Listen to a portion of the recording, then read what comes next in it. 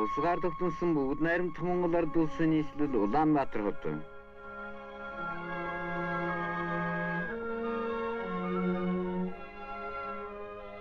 Энэ хотын анхны суур тавигдсаар 320 жил болсон юм а. Ганцхан ардын хойсгол мандаснаас хойш Улаанбаатар нэрийг олсоор 35 жилийн хөгжилд ийм нүүр царайтай боллоо.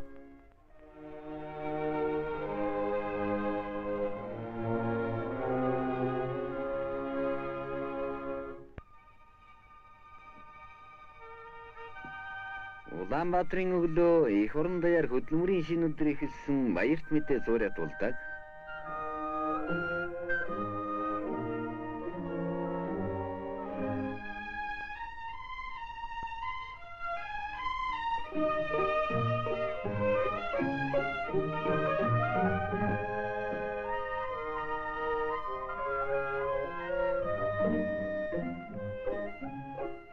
Социализм өрнөн байгуулж байгаа манай оронд хөдөлмөрийн өдрийн ажил бүхэн ард түмний амьдралын сайн сайхны төлөө зориулагддаг.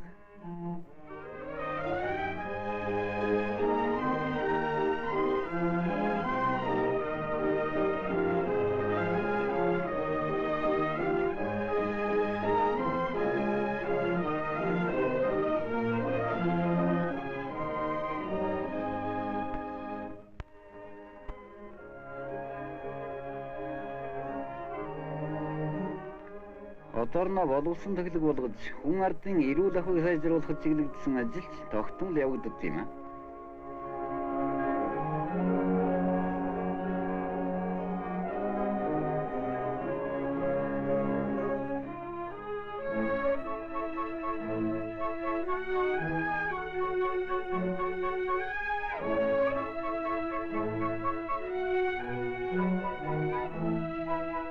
Худалдааны газруудад хөдөлмөрчдийг өргөн хэрэгцээ зүйлсээр нь боловсон төглөг үйлчлэхийн төлөө бэлтгэж байна.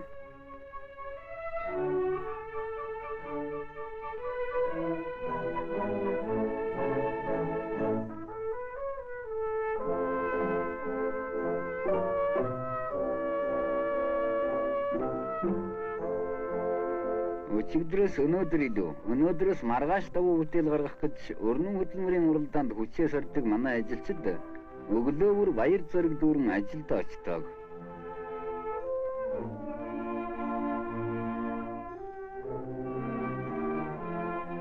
Улаанбаатарын ууган үйлдвэрийн нэг аж үйлдвэрийн комбинатаас эхлээд орчин үеийн техник төхөөрөмжөөр тоноглогдсон манай хүнд хөнгөн үйлдвэрүүд ард түмнийхээ өргөн хэрэгцээд эд бараа, хувцас сунар, гэрэл түлш, хүнс цуушийг байнга хангаж байдаг болсон юм а.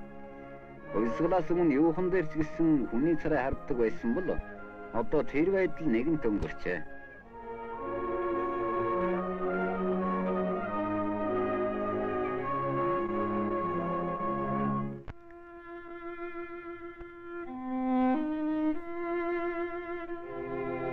Тэгвэл Улаанбаатарын өвөг болсон өргөө болоод даа хүрээний байдлын тухай гадаадын жуулчдын бичиж байсан номуудын хуудас эсрэхөд үзвэл хог навшиндоо дарагдсан ядуучуудын орон байр, хоёр хүн зүрхийн аргагүй тахир нарын гудамжны бүдүүлэг байдлыг дурдан тэмдэглэсэн байдаг.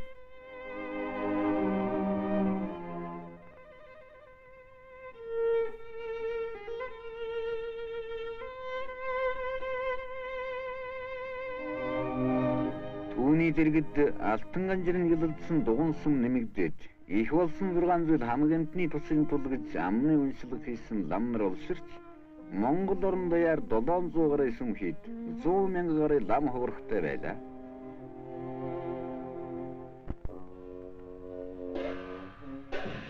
Зүүн хүрээний майдар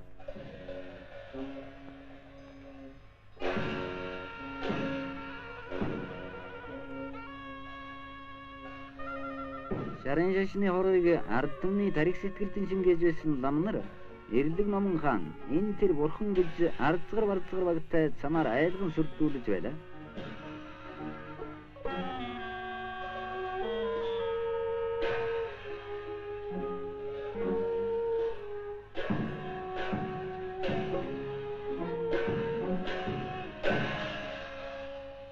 Тэр үед ургаж байгаа цэцэг шиг нялхвалчир хүүхдийг хүртэл ном сургаж лам болгоно гэд шашны үйлдэлээр оюун санааг нь гэртээж байлаа.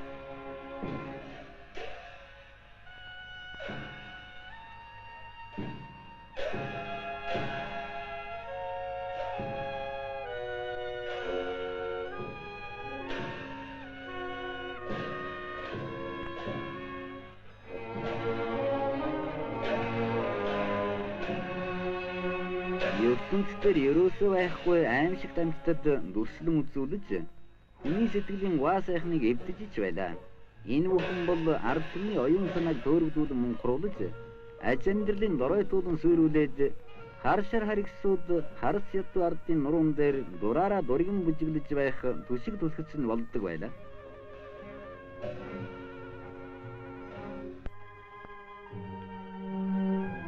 Хуучин хүрээний байдал.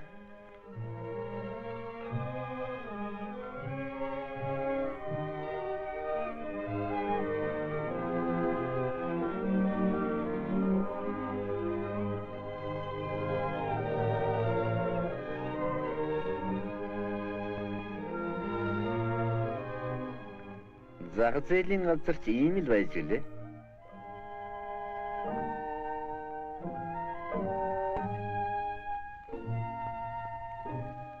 Хөдөлмөрчдийг боловсон ёсоор хөнгөн шуурхай үйлчлэх унаавнаас ч байхгүй байсан юм аа.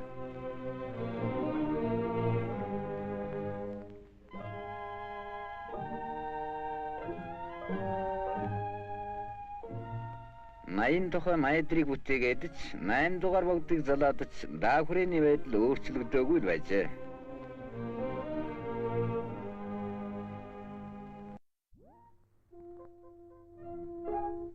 Ардын хувьсгал мандаснаас хойш хотын байдал алхамаар шинжлэгдэж эхэллээ.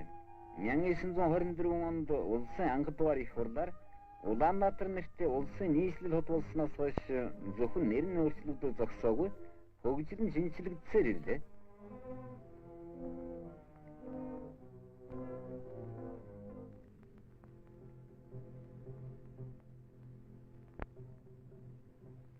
Албан үйлдвэр, сургууль соёлын газрууд жилийн жилд нэмэгдсээр байлаа.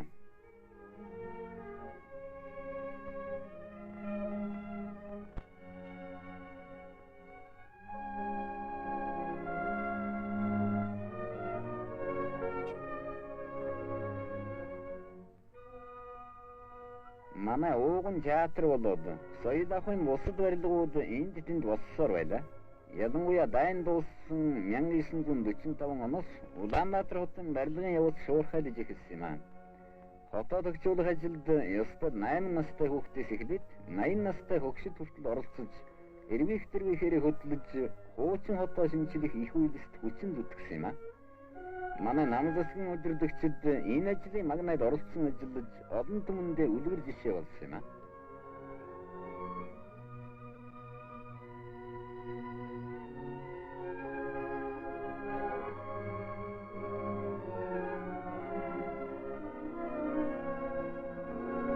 Маршал Жой болсон улсын төв театрын барилгын суур тавих хөдөлмөрчдийн цуглаанд оролцож, суурийн анхны чулууг тавилтсан юм аа.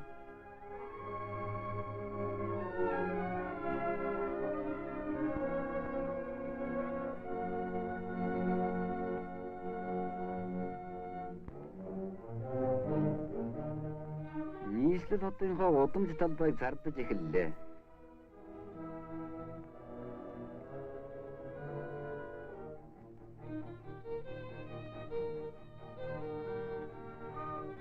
Хотоо төгжүүлэх ажил өрнөх тусам хүний хөдөлмөрийг хөгжүүлсэн техник ажилд маань нэвтэрсээр байна. Гар хөдөлмөрөөр хэдэн өдөр хийх хүнд хүчир ажлыг хүчирхэг техникээр хэдхэн өчөнд хийдэг боллоо.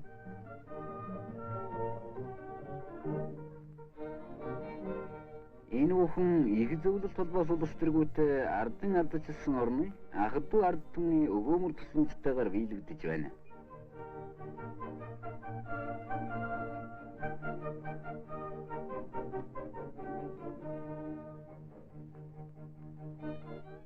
Улаанбаатар шинжлэх ариун үйлсэд манай залуу барилгачид, бүх ажилчид, нийт хөдөлмөрчид нэгэн зорилго, нэгдсэн хүчээр ажиллаж амжилтаас амжилтанд хүрсээр байна.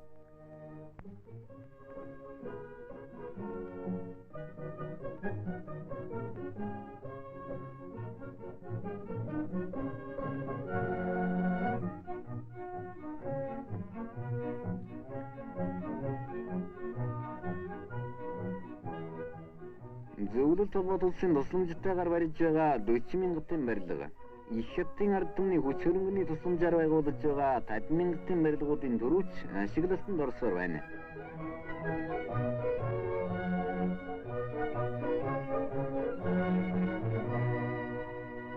Барилгын ажил өрнөх тусам барилгын материалын үйлдвэр хөгжиж бүтээгдэхүүн нэмэгдсээр байна. 1959 онд нийслэлийн хөдөлмөрчид хэдэн удаагийн өргөн субботногоор нийтдээ 74 мянган хүмүүдрийн хөдөлмөр хийж 4 түм 3 мянган шодор үлзэн метр газар шороо авахж 2 сая шхан төгрөгийн орлого улстай оруулсан юм а. Манай нам засгийн удирдах нөхөд энэ өргөн субботногуудад хөдөлмөрчин олон түмэнтэйгээ хамт оролцлоо.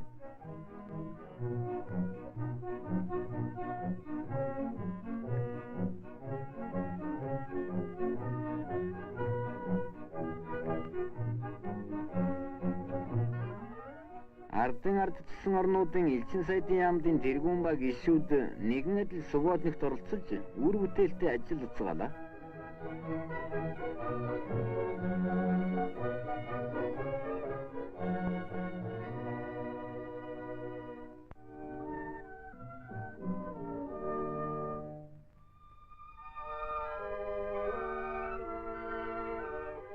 Хотыг дулаацуулах хоол цэвэр усны түгээгүүрийн барилгын дөрвч нь ашиглалтанд орлоо. 40 мянган энэ сайхан байшин барилгууд цөм айлын орон сууцнд зориулогджээ. Урд өөхөндийн сүмэлзүүлээд сууж байсан өвгө төгшид цахилгаан гэрэлтэй уураар дулаацдаг саруул сайхан давхар байшинд орж үлгэрт гардаг оосрүүчгүй орд харшинд үнэн амьдралдаа суудаг боллоо.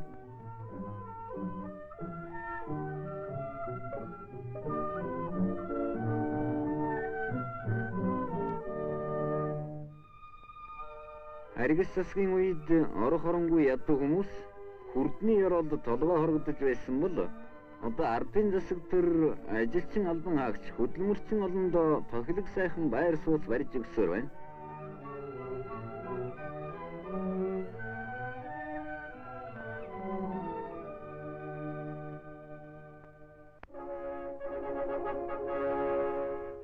Нам засгийнхаа хайр ивгэлээр юм бүхнээр элбэг дэлбэг амьдран аж төрж байгаа. Манай хөдөлмөрчдийн өдөр тутмын хэрэгцээнд машин унлага, цахилгаан харилцаа зэрэг боловсон үйлчилгээ бэлхэн байдаг.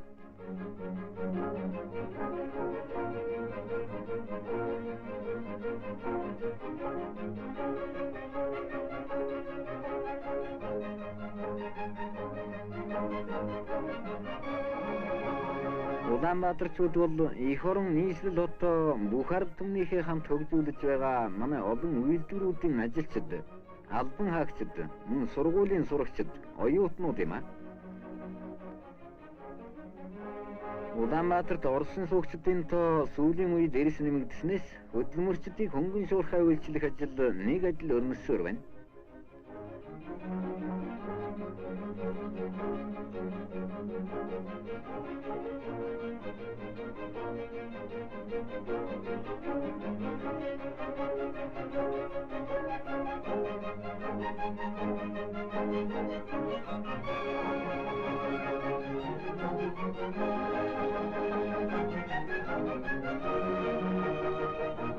Тайван хөгжиж байгаа манай хотод түүхэд дурсгалын барилгаас бусд нь бараг шинчлэгдэж байна. Сүхбаатарын ажиллаж байсан хэвлэх үйлдвэр, Ардын засгийн газрын анхны байр. Сүхбаатарын сууж байсан байсан.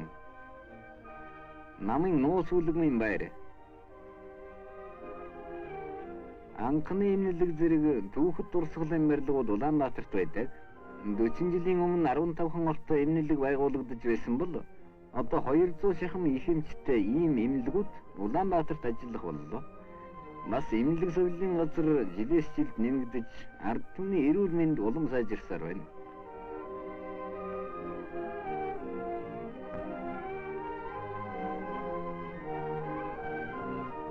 Сүүлийн үед Улаанбаатарт олон үйлдвэр шинээр байгуулагдсаар байна. Зөвлөлт холбоот улсын тусламжтайгаар байгуулагдсан жилдээ олон арван мянган тонн гурил боловсруулах чадaltaй гурилын үйлдвэр хүчирхэг техник, цахилгаан дамжуулгаар ажилладаг юм. Жилдээ 1 сая гарын хос гутал хийж гаргах чадaltaй гутлын үйлдвэр Чехословак улсын тусламжтайгаар Улаанбаатарт нээгдсэн юм.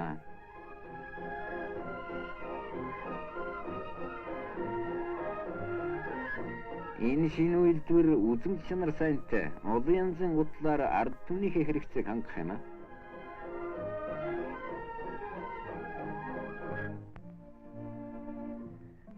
Энэ бас Улаанбаатарын цоо шинэ үйлдвэрийн нэг. Манай залуу ажилчин анги үндэснийхээ үйлдвэрийг улам хөгжүүлэн эх орныхоо эрдэнэс байгалыг эзэмшин ашиглаж элс шороогоорч ийм сайхан савсуулга хийдэг боллоо.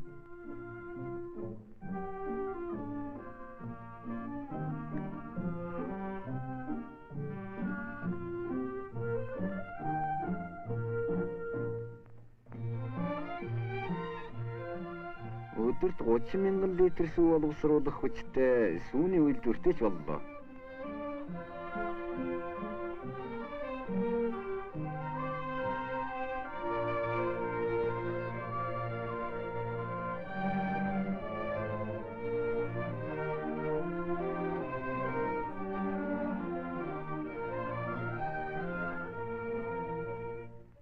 Энэ үйлдвэр олон нэр төрлийн амтлаг сайхан цагаан эдгээр Улаанбаатарын хөдөл мөрчдийн хэрэгцээг хангаж байна.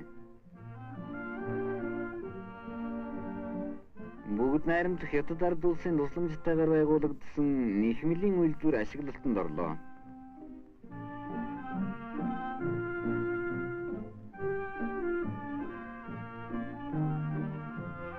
Эндээс Монгол хоньны цэвэр ноосоор хийсэн төрөл бүрийн нарийн бараа элбэг гарна.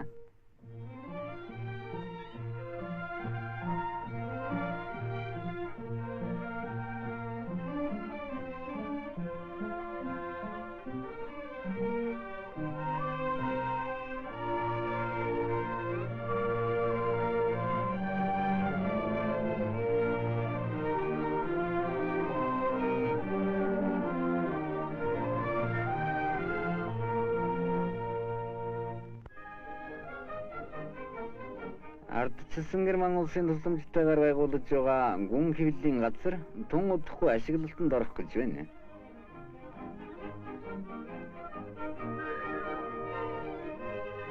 Улаанбаатар хот ардын хөсгөлийн жилүүдэд асар их хөгжиж, хуучин дундад зууны үеийн бөглүү хот байсныг өөрчлөн хөгжүүлж байна.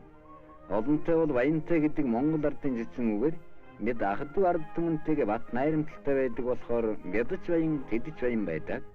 Одоо Улаанбаатар олон улсын харилцааны нэг зангилгаа боллоо.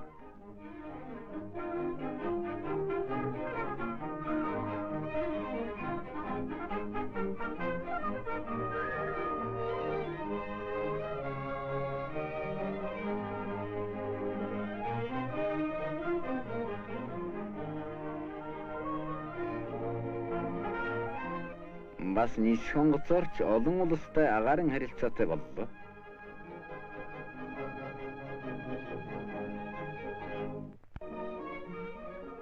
Манай зол жаргалтай хүүхдүүд аль нь ялхаас эхлэн яасэл цэцэрлэгээр шатад амжин 8 наснаас сургуулиар хүмүүжиж зуны амралтаараа зусланд ингэж сайхан амардаг юм аа.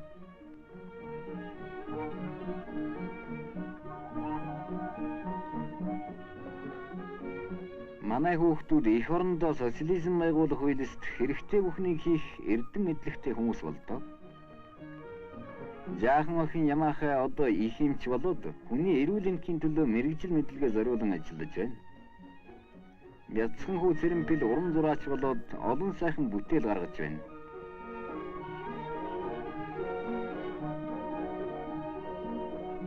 Тэр эрээн даашинстай охиныг Гүнга гэдэг юм аа. Гүнга одоо улсын их сургуульд багшлаж байна.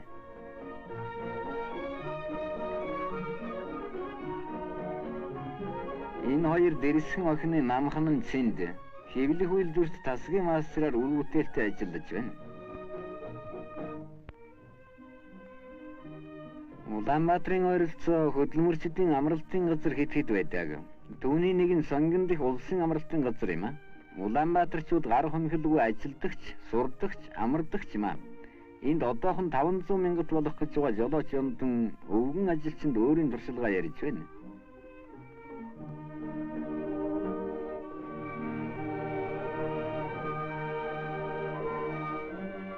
Албан Монгол хоёр найз ан манал шатар тоглоод байна.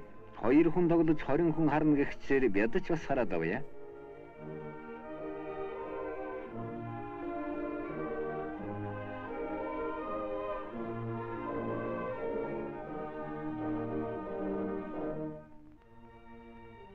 Мянган 959 оны 9-р сарын 1-ний өдөр олон улсын монгол хэл бичгийн эрдэмтдийн анх дугаар их хурал Улаанбаатарт нэгдлээ. Энэ их хуралд ардын ардчилсан орнуудын эрдэмтдээс гадна Англи, Америк, Финлянд, Япон, энэтхэг зэрэг олон орны монголч эрдэмтэд оролцож монгол хэл бичгийн судлалын талаар 10 гаруй илтгэл сонсож хэлэлцлээ.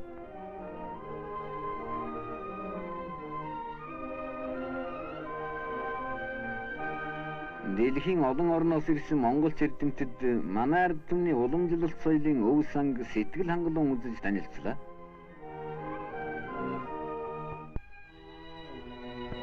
Айл хөрш гадаад орнуудад өөрийн долгиог нэвтрүүлж чадах шинэ радио станц удахгүй ажиллах гэж байна.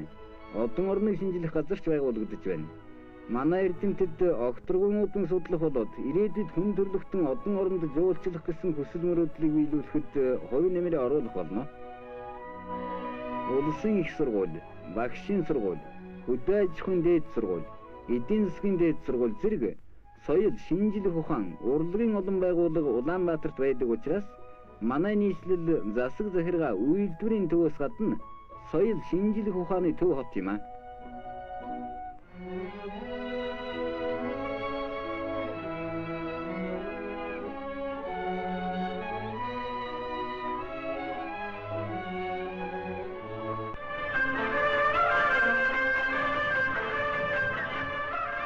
Улаанбаатар бол ард түмний оюун санааг шинэчлэн баясгач урлагийн их уулга болсон төв газар юм.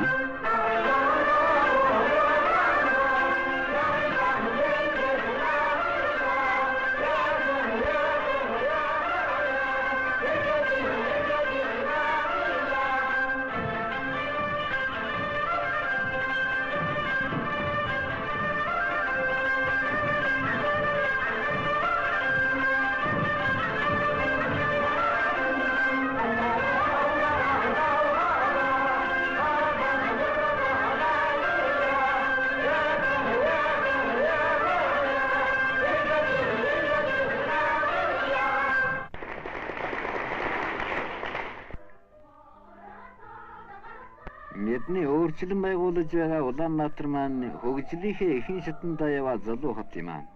Зах зээл газрын өвөрч уучирсан барилгыг ингэж нураах нь саруул сайхан барилга босгохын их суурь болдго юм аа.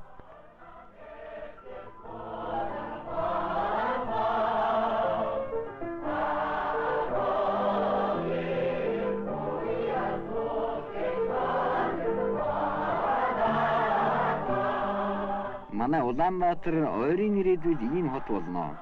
Улсаа хөгжүүлж Улаанбаатараа тохижуулахад манай бүх хөдөлмөрчид, барилгачдын бүтээл хөдөлмөр өндөр амжилтанд хүргэнэ.